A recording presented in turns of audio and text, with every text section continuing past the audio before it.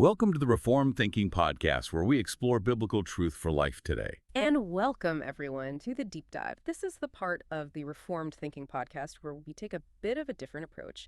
We look closely at source material notes, articles, transcripts, things like that you share, and we try to, pull out the key insights, the practical truths. We really want to get to the heart of what the material offers. Today, we're doing a deep dive into a topic that, well, it touches pretty much every marriage eventually. Biblical conflict resolution, conflict in marriage, it can feel really messy, maybe even hopeless sometimes. But the sources we're looking at today argue strongly that Scripture actually gives us very clear, very specific guidance. Yeah, for this deep dive, our sources are notes and a transcript from a lesson focused squarely on marriage conflict resolution. And they lean heavily on specific Bible passages to help us understand not just what we argue about on the surface, but the why behind it. They also look at the common ways we as humans tend to handle conflict ways that often, frankly, fall short, and then they point us to God's way, his path towards real resolution. So our mission here is to unpack these practical biblical truths, lay them out clearly so, you can really think them through and see how they might apply in your own relationships. That's a great summary. It's true. The day-to-day friction in marriage can really build up, can it? And couples can end up feeling, well, stuck or maybe just distant from each other. But Scripture is sufficient. It speaks to all of life, including these, really practical and sometimes frustrating areas like disagreements. Looking at God's guidance here, I think it offers a clarity and a hope that, well, worldly advice often just can't provide. Okay, so let's dig into this material. First off, understanding the landscape of conflict. The sources seem pretty clear that conflict itself isn't necessarily a sign that your marriage is failing, right? It's kind of expected. Right. That's a key starting point in the material. Conflict is presented as a normal, albeit unwelcome, part of human relationships in a fallen world. And it's often amplified, in the closeness and intimacy of marriage. Two sinful people living together day in, day out, differences are bound to come up. And sometimes those differences, the things we argue about, can look, well, almost silly from the outside. The sources use this analogy, the nail in the head thing. Could you maybe unpack that a bit? What's it trying to show? Yeah, it's apparently based on a video clip, and it's quite striking, maybe a little humorous, but pointed. You have this woman who's clearly distressed, trying to communicate her pain. She keeps saying, I have a nail in my head. She's describing her feeling, her problem, her discomfort. Okay. But the person listening, the man in this analogy, keeps jumping in with fixes. A nail. Okay, we need to get that out. Let's go to the emergency room. We'll pull it right out. He's immediately into problem-solving mode. Right, wants to fix it. Yeah, exactly. He hears problem, his mind goes straight to solution.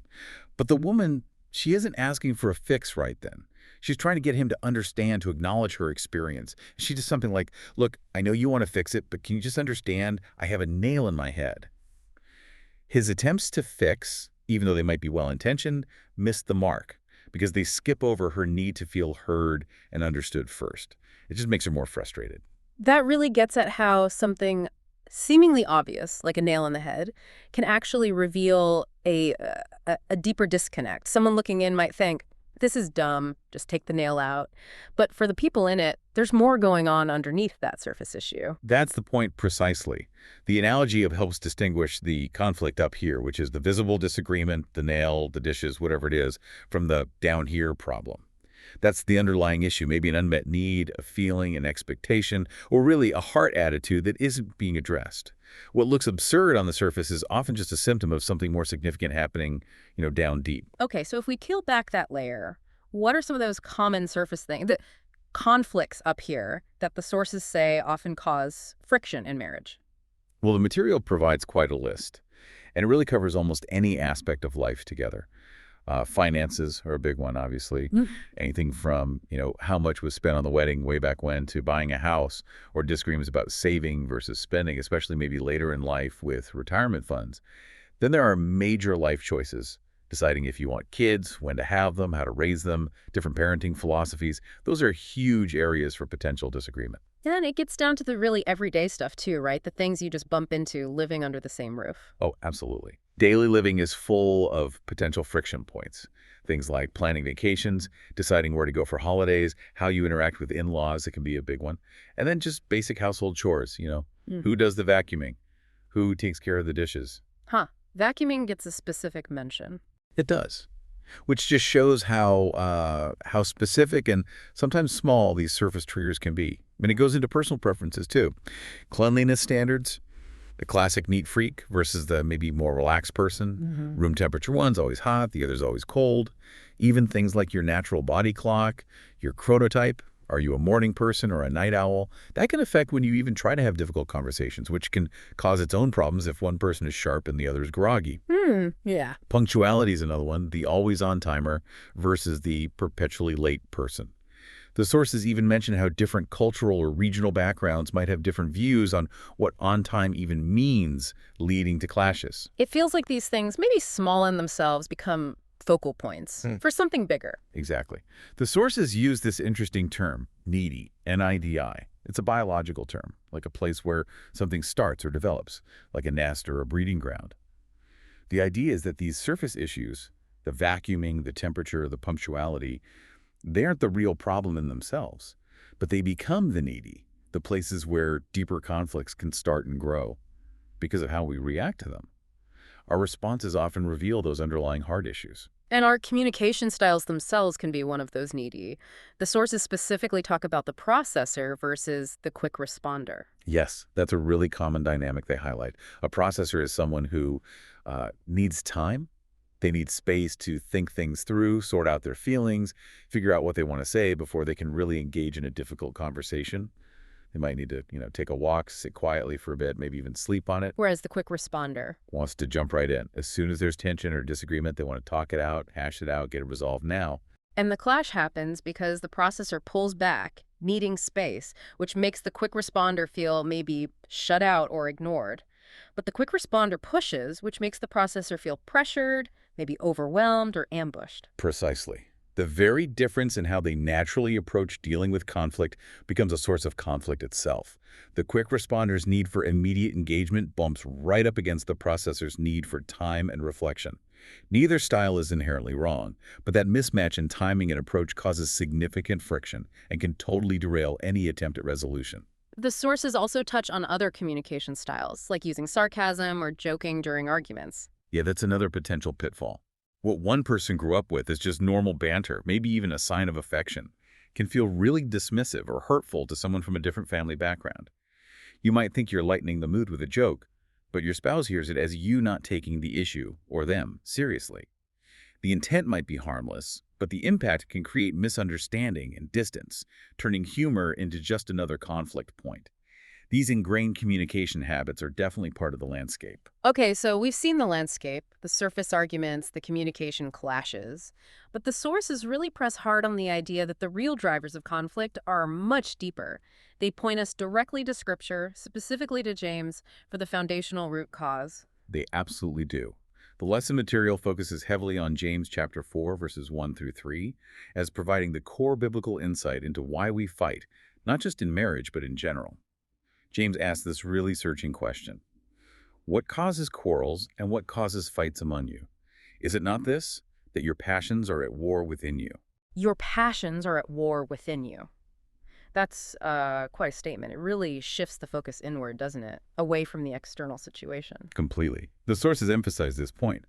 Conflict isn't fundamentally caused by the circumstances, the messy room, the budget disagreement, the vacation choice. The conflict starts inside us. James describes this internal war, driven by our passions, our desires. He goes on, you desire and do not have, so you murder. You covet and cannot obtain, so you fight and quarrel. So it's fundamentally about desires, things we want but aren't getting. Yes, but here's the crucial insight the sources pull out. These desires, which might start as legitimate preferences or hopes, they morph into demands within our hearts. James adds that even when we pray, we sometimes ask wrongly to spend it on your passions, on ourselves. When our internal desires become non-negotiable requirements, things we feel entitled to, that internal war inevitably spills out into external quarrels and fights. If your goal in a conflict is simply to get what you want, well, finding God's path to resolution becomes almost impossible. And this is tied, the sources suggest, to not intentionally walking by the Spirit, pulling from Galatians 5. Right, Galatians 5.16-17 talks about that fundamental battle within every believer. The desires of the flesh are opposed to the Spirit, and the Spirit's desires are opposed to the flesh. The sources use this to explain that if you're not consciously purposefully choosing to live in a way that honors God, making decisions guided by the Spirit, then your natural inclination, what the Bible calls the flesh, it just takes over by default. And the flesh's default is self. Exactly. The material puts it starkly. Right. It's living a life centered on me, myself, and I. Even if you're not consciously trying to be selfish, it's just the natural bent that you have that goes towards self Yeah. because of sin's effect on us. This inherent self-focus is why resolving conflict is so hard from a purely human standpoint. You typically have two people, both instinctively pulling towards their own desires, their own perspectives, their own comfort. So beyond that core issue of selfishness and the flesh, the sources identify several other related root causes. Anger is a big one, referencing James 1.1 the anger of man does not produce the righteousness of God. Yeah, James 1.110 at Tinchy is incredibly practical there. Know this, my beloved brothers. Let every person be quick to hear, slow to speak, slow to anger. The sources unpack what happens when anger takes hold by looking at the opposites. Like being slow to listen. Right. When you're angry, you're often very slow to truly hear what your spouse is saying. You might be hearing the words, but you're listening, let's say, strategically. Maybe listening for an advantage or an edge, or trying to catch the other person in a mistake, or just gathering ammunition to prove how you're right. You're not really trying to understand their perspective or their heart. And the flip side, quick to speak. That's the opposite of James's slow to speak. It looks like interrupting, cutting your spouse off mid-thought, or maybe, as the source puts it, kind of lobbing it like you sneak attack it in there. Just throwing your point in without waiting for a natural pause or giving them space. Yeah. It's reactive, not thoughtful communication. Being easily offended seems connected to that anger state, too. Very much so. When anger is present, you become hypersensitive, quick to take offense. Things your spouse says or does, even things maybe not intended offensively, get interpreted through that negative filter. You're not giving the benefit of the doubt. You're not believing the best. You're primed to assume the worst, which is why tone is so important, and why even things like text messages can be easily misread when anger is in the picture. And this leads to building a narrative. Yes. The sources talk about how, in anger, you start constructing this little story in your head about the conflict, often casting your spouse as the villain. You begin to selectively data-gather things that fit into your narrative, essentially building a case against the person, instead of genuinely trying to understand what's happening from their viewpoint. This just feeds the anger and your own sense of being right. And the result is that issues don't get resolved, they fester and maybe explode later. Exactly. Anger prevents clean resolution. Conflicts tend to fester and sit, becoming like bitter roots underground. Instead of going away, they often pop up again later, sometimes worse than it was before, maybe getting leveraged or revisited in totally unrelated arguments, making everything far more complicated and heated. Things can go nuclear, seemingly out of nowhere. Anger also seems to scramble clear thinking, makes it disorganized. It really does. The sources point out that anger tends to amplify and make everything fast. It makes it hard to slow down and be thoughtful about what you say. Your mind can start bouncing around like a ping pong ball, from the current issue to something that happened last week to something from 5 years ago. You start bringing up the whole ledger of past wrongs. This makes it incredibly difficult to stay on task and deal with the specific problem at hand. And sadly, anger can spill over into really damaging behaviors. Yes, the sources are very clear that certain actions are completely outside the bounds of godly communication. Things like blowing up, losing control emotionally, excessive crying if it's being used manipulatively to shut down discussion or induce guilt, making threats, yelling. The source flatly states yelling is never helpful in conflict, unless maybe you're warning someone about immediate physical danger. And certainly any physical actions, throwing things, hitting, restricting movement, these are explicitly not part of God's way. It sounds like a fundamental lack of self-control, especially with words. A serious lack of self-control, particularly what the source calls lip control. James talks so much about the power of the tongue, how it's small like a rudder but can steer a whole ship, or like a spark that sets a forest ablaze. In conflict fueled by anger, the tone is often used as a weapon. Think of cutting remarks, sarcasm that bites, those quick little digs that just aim to wound and undermine trust. And all of this kind of unrighteous anger, it just directly violates the picture of love we see in 1 Corinthians 13, doesn't it? Absolutely. If you're operating out of anger and selfishness, you simply cannot be demonstrating biblical love at the same time. You're not being patient. You're not being kind. You're likely irritable, maybe resentful, probably insisting on your own way, easily provoked, and keeping that mental record of wrongs. It's the polar opposite of how love behaves. Okay, another root cause the sources bring up is simply using unbiblical communication patterns, tying it back to Ephesians 4:29. That verse is so key. Let no corrupting talk come out of your mouths, but only such as is good for building up, as fits the occasion, that it may give grace to those who hear. The sources use this to flag several common communication pitfalls. Like lying or using those always never statements. Yes, avoiding lying superlatives, those exaggerations like, you never help out or you always criticize me. They're almost never literally true and just escalate things. It also includes manipulative comments aimed at making your spouse feel guilty or defensive. And significantly, the sources identify the silent treatment as a manipulative tool.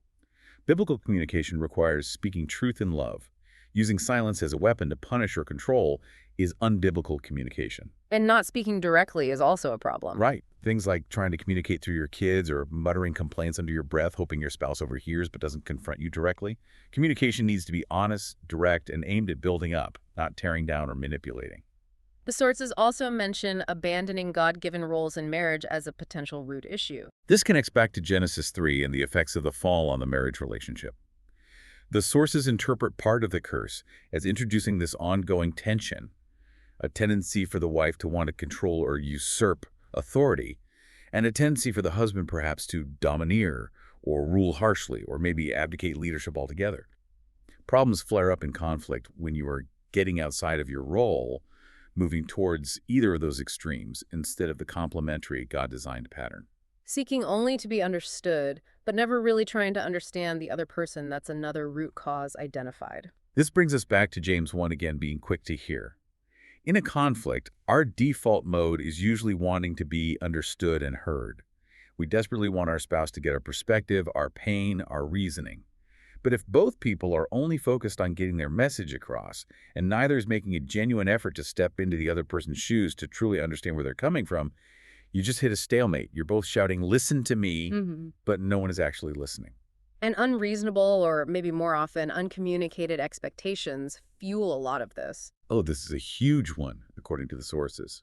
We all bring baggage into marriage assumptions about how things should be done, based on our family, our culture, our own preferences. These expectations might be unreasonable because they just don't match reality, or very commonly, they're uncommunicated. You just assume your spouse knows or agrees until they violate that unspoken rule, and then conflict erupts, fueled by disappointment or resentment. It could be about anything: how holidays are celebrated, how finances are managed, how affection is shown. The sources mention that some secular advice, focusing heavily on needs not being met, can sometimes feed into this problem. Yeah, it's a nuanced point. Acknowledging needs isn't wrong.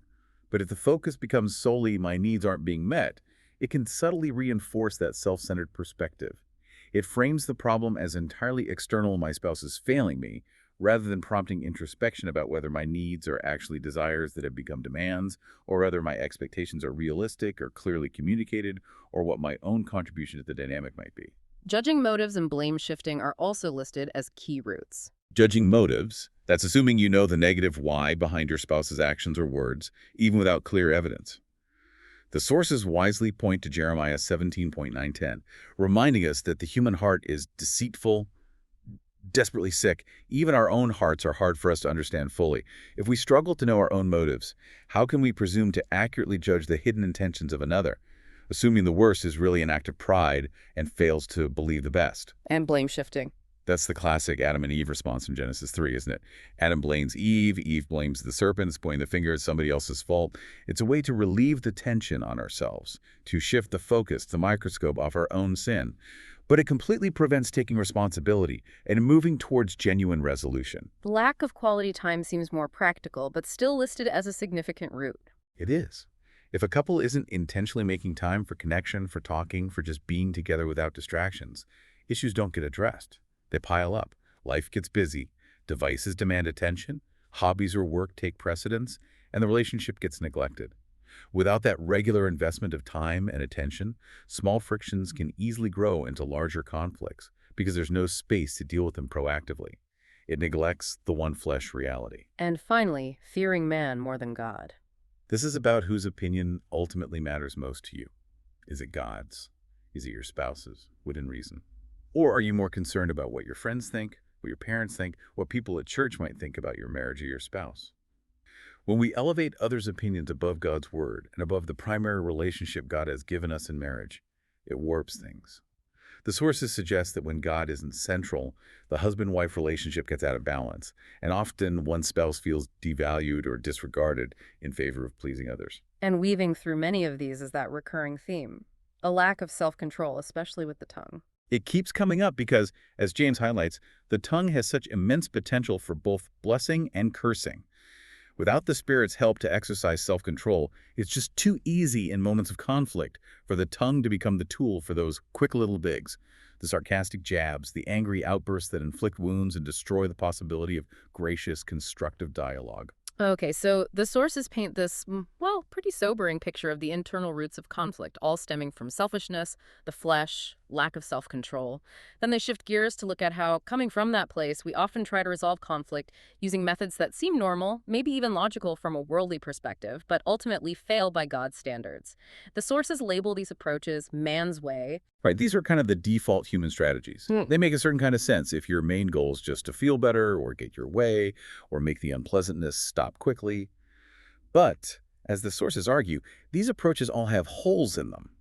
They don't actually fix the root problems, the heart issues, and they don't lead towards God's goal for marriage, which the sources describe not just as fighting clean, but ideally moving towards a fightless marriage, meaning one free from sinful conflict. And the common thread in these man's way methods is that self is still at the center. That's the key problem. They all operate out of the flesh, keeping self, my wants, my comfort, my victory as the main driver, even if it's disguised sometimes. So what are some of these specific problematic approaches the sources identify? Well, one of the most obvious is just winning at all costs. Purely focused on being right, on coming out on top. That's exactly it. The whole mindset is doing whatever it takes to come out of the conflict on top and win. This is fundamentally opposed to biblical calls for humility, love, and preferring the other person. The sources connect this to Galatians 5.15, warning believers not to bite and devouring one another, which is exactly what happens when personal victory is the only goal in a marital disagreement. It's treating your spouse like an opponent, adopting a worldly adversarial stance. Then there's the opposite tactic, which sounds better but is just as flawed, losing in order to win. Yeah, this one's more subtle, more manipulative. It's not genuine humility or giving way. You might look like you're losing the argument or giving in, but you're doing it strategically, with an ulterior motive. It's about storing up ammunition, maybe to throw it back in their face later or to use it as a bargaining chip down the road.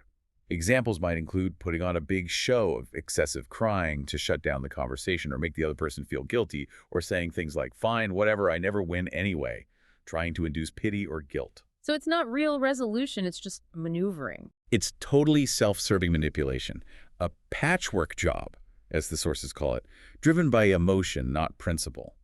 And it can be really poisonous because it can lead you to justify sinning against your spouse later, thinking something like, well, you owe me for that time I gave in, or you deserve this treatment because of how you were back then.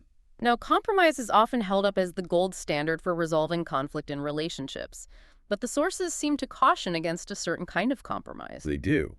While give and take is obviously part of life together, the sources suggest that compromise, as it's often practiced, isn't necessarily about finding the truly best solution, the one that most honors God or builds up the relationship. Instead, it can easily degenerate into a lose-lose situation. How is it lose-lose? Because often, it's still rooted in both people just wanting their own way, but agreeing to settle for what you want, just a little less of it. It becomes a negotiation, a bargaining process, almost like haggling in a market.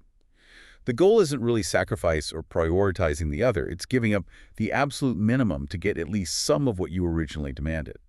This is still fundamentally self-centered and works against the biblical call to self-denial and sacrificial love, where you're actively looking out for the other person's interests, not just your own slightly reduced interests. Okay, then there's bearing the conflict. Avoidance. That feels like a really common one. Probably one of the most common. Yes, just saying, it's fine, let's just drop it. Maybe because you hate confrontation or you're tired or you just want the tension gone now. You sweep it under the rug for the sake of temporary peace. But the sources warn very strongly. Buried conflicts don't just disappear. They stay alive under the ground, ready to erupt. Issues that are avoided almost always resurface, often worse than it was before, because now they carry all the bitterness and resentment from being ignored, and they get leveraged onto new disagreements. The silent treatment is flagged as a particularly harmful, manipulative form of avoidance. The sources also mention boundaries, but with a specific warning note in the context of marriage. Right. Now, boundaries are necessary and healthy in many relationships, and certainly crucial if there are issues of safety or abuse. But the sources caution against implementing what they call man-made rules within the marriage that are primarily designed to create distance or divide relationships, because marriage is intended to be a one-flesh union aiming for intimacy and unity.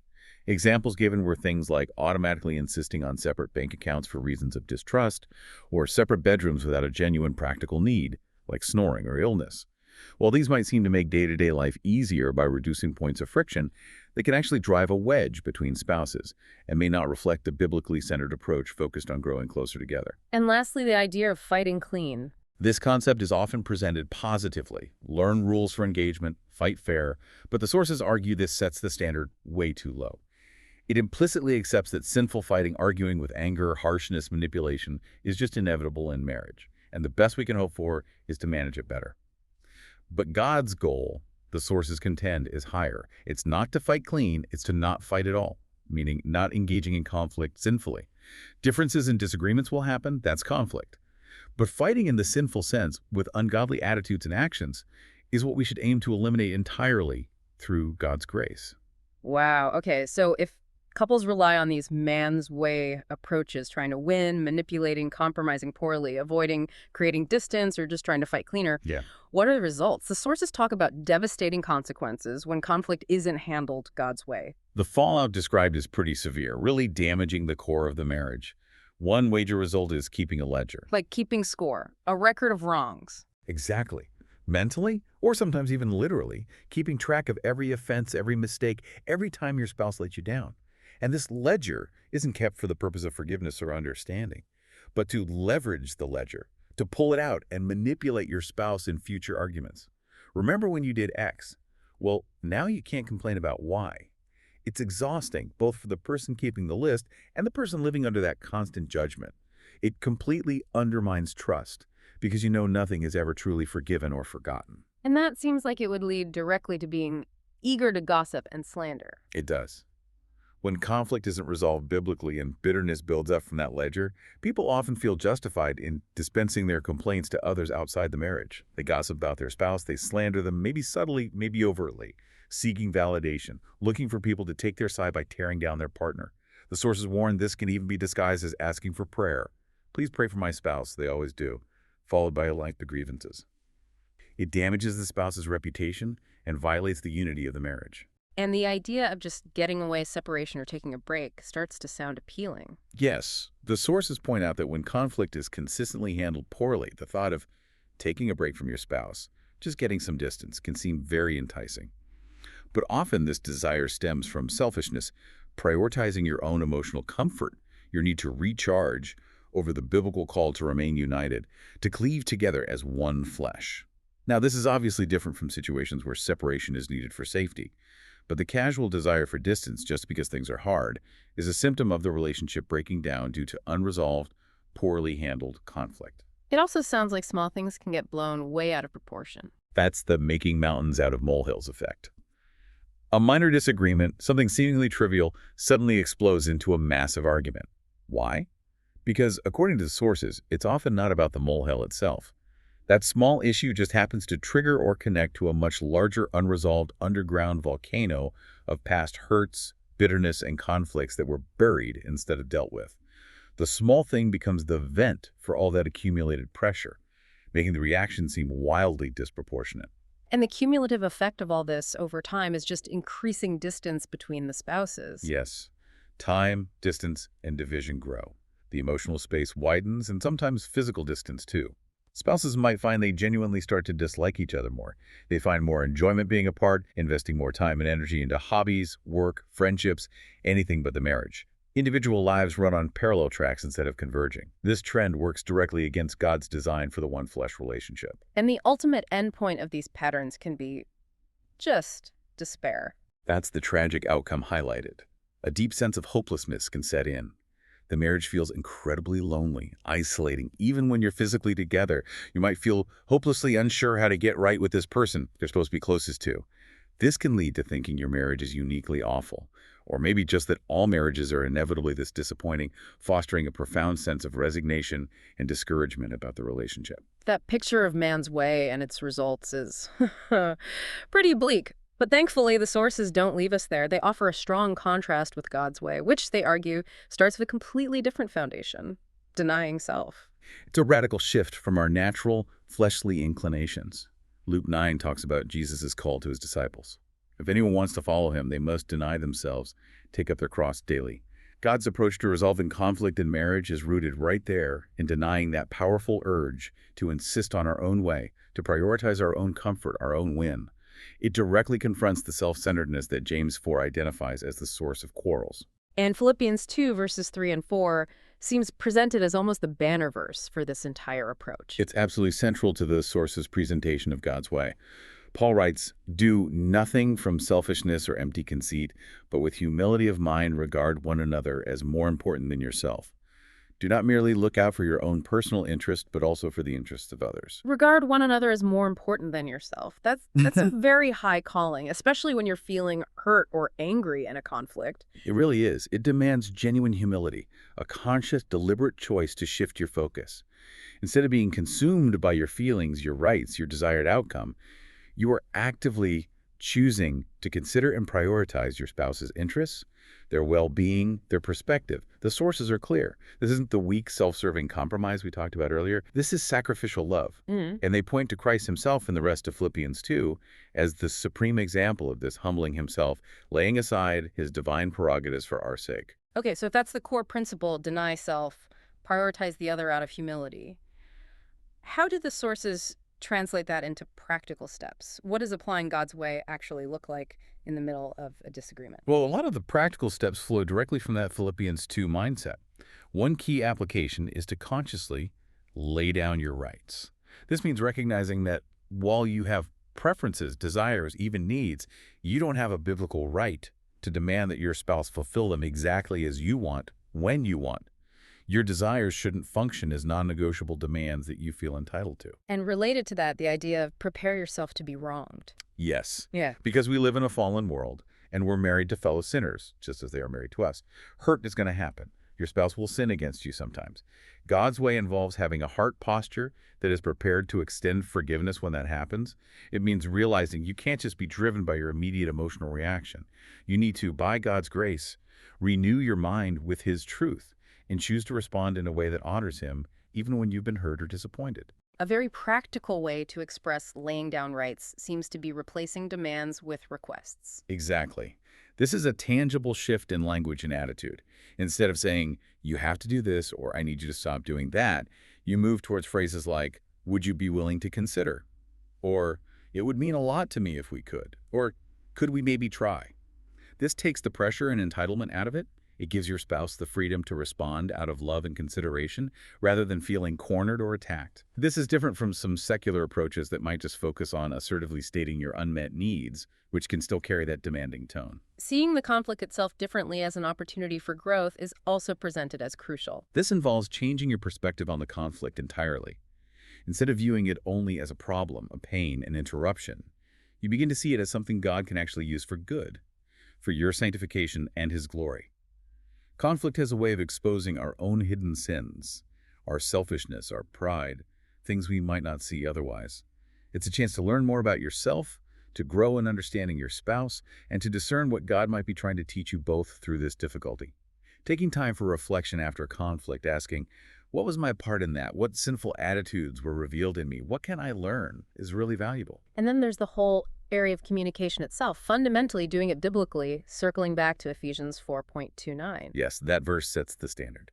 Let no unwholesome or corrupting word proceed from your mouth, but only such a word as is good for building up, as fits the occasion, that it may give grace to those who hear. So the goal is building up, giving grace, speaking truth in love.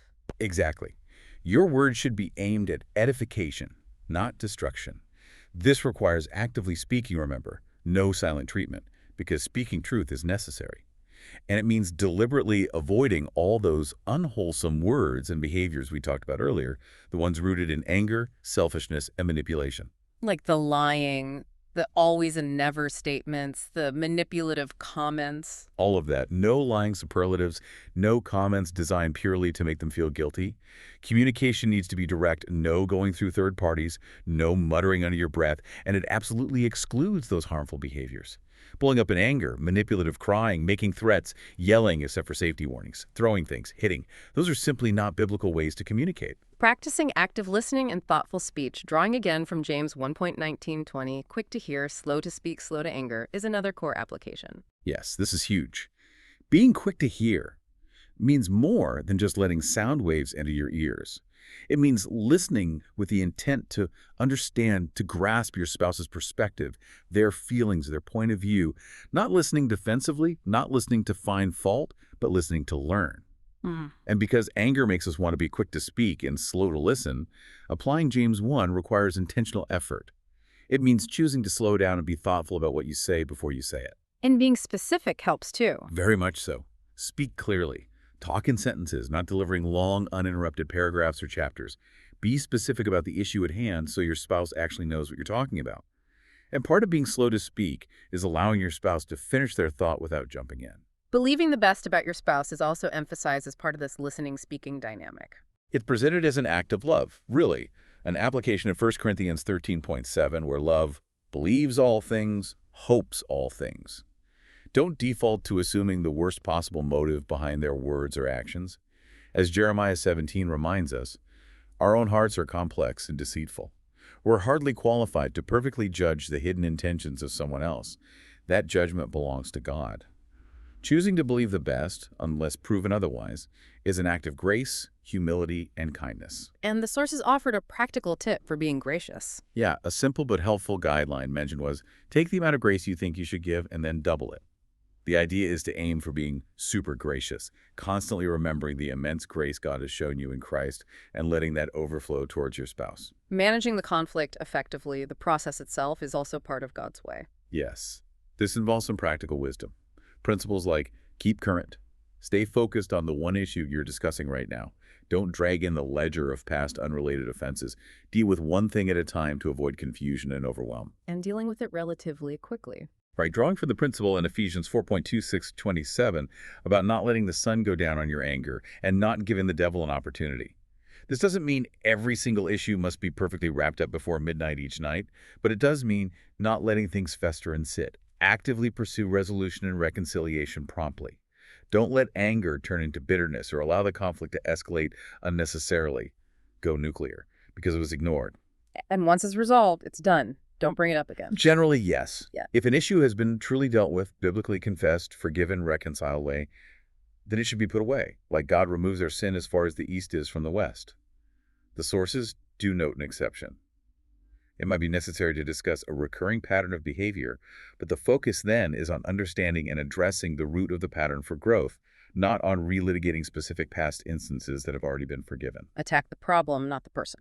A classic but crucial principle, flowing directly from Ephesians 4.29 about edifying words. Your focus, your words, your attitude should be directed at the issue, the behavior, the disagreement, not at attacking your spouse's character, worth, or identity.